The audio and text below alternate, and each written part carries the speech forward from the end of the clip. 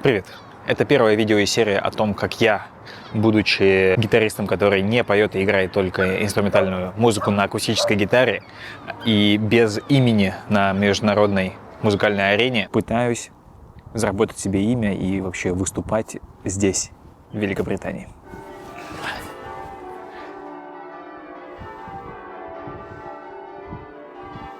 В этом видео расскажу, кто я, что у меня есть за плечами, из чего я решил, что вообще в Великобритании мне есть что показать, как я попал на этот остров, а самое главное, что я сделал первым делом, чтобы хоть какие-то выступления получить.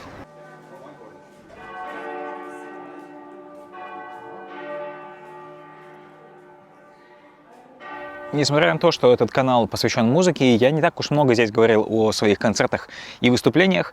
Хотя, конечно, я начал выступать там в детской музыкальной школе по классу классическая гитара. И потом мы, когда с Андреем Аксеновым начали играть, у нас был фингерстайл-дуэт. Это был просто колоссальный опыт выступлений. Такой, что нам не хватало уже Новосибирска. Мы переехали в Питер.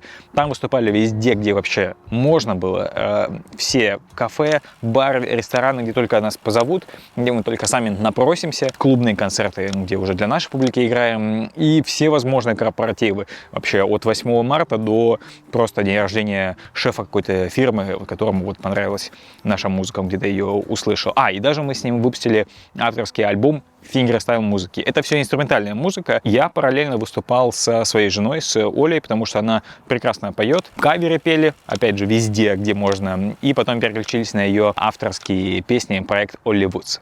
Параллельно я давал индивидуальные уроки по гитаре, и со временем они переросли в онлайн-уроки. И со временем это переросло вот этот YouTube-канал.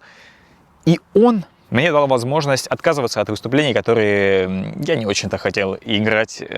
И со временем вообще выступления сошли на нет, и я играл только для вас на видео и на стримах. И переключился на онлайн-деятельность, стал таким онлайн-гитаристом.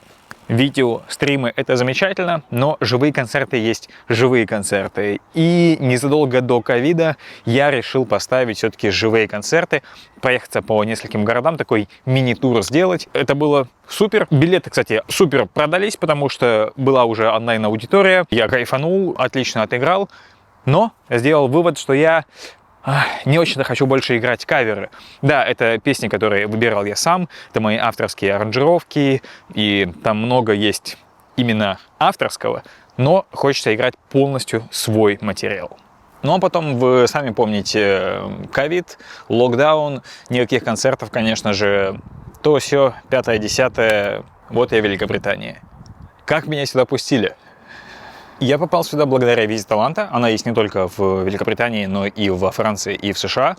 Но я выбрал именно Великобританию по разным причинам, в том числе язык, в том числе культура. Визу получать было долго, дорого, но, как вы видите, реально. У меня где-то около года ушло на то, чтобы собрать кейс, собрать все документы, податься, дождаться решений. Зато по этой визе я ни от кого не зависим, я могу кем угодно работать, открывать бизнес, кроме пойти военным и спортсменом. Так, в целом, если концерты вообще никак не пойдут, я могу пойти и легально устроиться в супермаркет на кассу. Кстати, если хотите узнать подробнее, как я делал эту визу и как я переезжал, я думаю сделать отдельное большое видео на Boosty и на Patreon.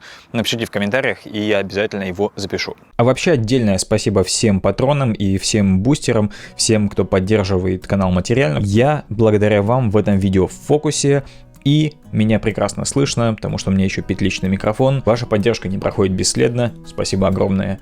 Если что, все ссылки будут в описании. Я понимаю, что кто-то из вас спросит, с чего вы, господин, вообще решили, что в Великобритании не хватает инструментальной гитарной музыки от какого-то парня из Новосибирска. Да, собственно, вот и проверим.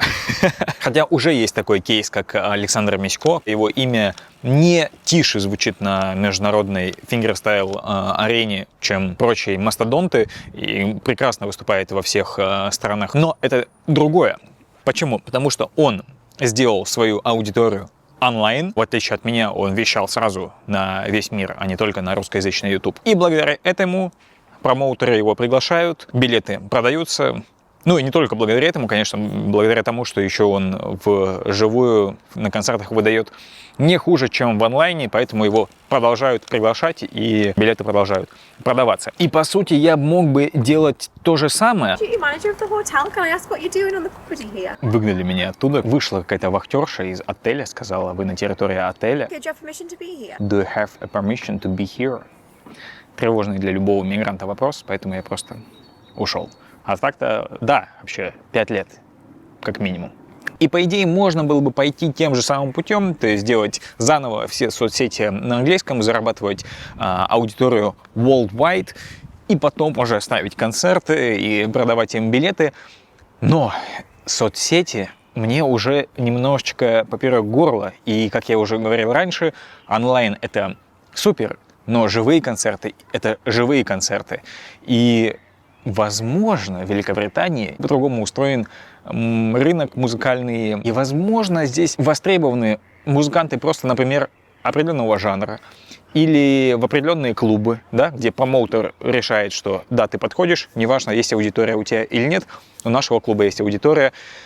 В общем, я делаю ставку на это. И если это не получится, то, конечно, я пойду потом в онлайн. Но это еще для меня, как для мигранта, и способ социализации, и способ практики языка. И даже если куда-то пошел, например, на открытый микрофон, и у меня вообще ничего не получилось там, я хотя бы немножко побыл в среде, завел знакомство, попрактиковал язык. Самое сложное, это, наверное, именно чисто психологически засунуть свое самомнение подальше, свое эго подальше. Да, в Питере меня могли узнавать в музыкальных магазинах: о, я подписан на ваш канал, респект. Да, я относительно несложно ставил концерты, и билеты продавались, да. Но здесь этого всего нет, я no-name, ну, с определенным запасом опыта и всякого такого, но где выступать, как попасть на сцену, как быть хотя бы наравне с местными, у которых уже есть связи. Да, напоминаю, что у меня здесь 0 связей. Хорошо, что хотя бы у меня есть опыт вот такого творческого переезда из Новосибирска в Питер, потому что мы тоже переехали в Питер, где у нас не было ни связей, ни приглашений на концерты, ничего. И вот благодаря этому опыту хоть какой-то план карандашом у меня здесь намечен. Я скажу честно, я записываю это видео в начале апреля, а начал пытаться здесь что-то делать вот в начале этого года, то есть январь, февраль, март. И в следующем видео я расскажу, что я делал и что у меня получилось, что мне не получилось, какие результаты. Однако, если вам не втерпешь, и если вы хотите подробностей, то на Boosty и на Patreon я уже выложил 3 видео за каждый месяц, подробнейший отчет, и вы увидите трансформацию моих состояний. Спасибо, что досмотрели.